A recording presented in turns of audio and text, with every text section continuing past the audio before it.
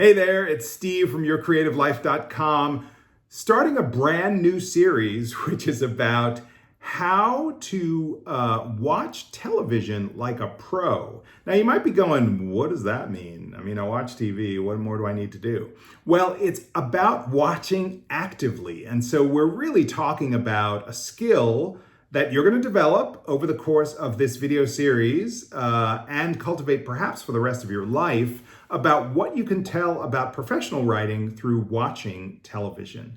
And the first one is really about why scenes work and how scenes work. And this is essential. I've definitely coached people who clearly had no understanding of this. Scenes, of course, have a lot of elements in them, and it is easy to get distracted about the particular elements and kind of go off on a tangent this way or that way. And some of these tips will help you make sure that your script does not do that. So, a couple of things about scenes as you watch them and as you figure out why they work. Number one of the things that makes scenes work in TV is that we're following a particular character and a particular character's point of view.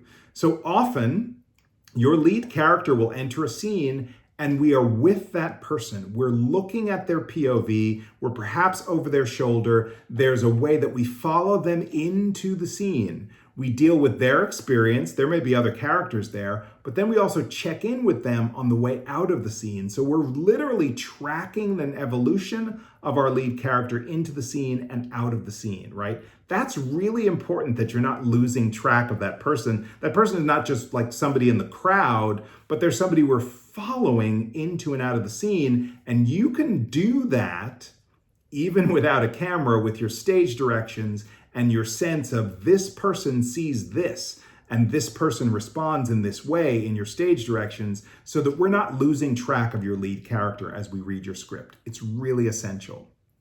The other thing is that the dynamics always change in a scene, right? The lead character will come in doing something or feeling some way about the other person they're dealing with and leave the scene in a different state, right? So if two characters are in love and they enter the scene, chances are they may be fighting at the end of the scene. Now, sometimes it's not as dramatic or as stark as that, but watch for that as you watch TV. Notice how the dynamics change and how essential it is that the dynamics change. Because if the dynamics did not change in that scene, they'd throw the scene out, right? So every scene has some sort of dynamic change, and that's something that you want to watch as you watch TV going forward.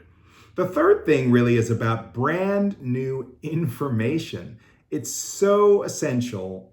We talk about this all the time in the writer's room and as we look at drafts and outlines. If some new information doesn't come into a scene, that's another reason scenes get cut or left on the editing room floor, right? Occasionally you may have an establishing shot that just shows the outside of the house or the outside of the hospital or whatever. You can do that, and those scenes don't have any changes in them, but every scene that has dialogue and people and energy, or even if it doesn't have dialogue, it's in there for some reason. It shows us some new information, a hidden thing, the secret blah, blah, blah, where so-and-so is hiding, the name of the missing girl, whatever it is. Every scene has to have some brand new information, and that can absolutely help you 1,000% in your own work. If you're making sure that your scenes have dynamic, brand new information in them, then that will make the scene be valuable and also make the scene stick around. So POV of your lead actor,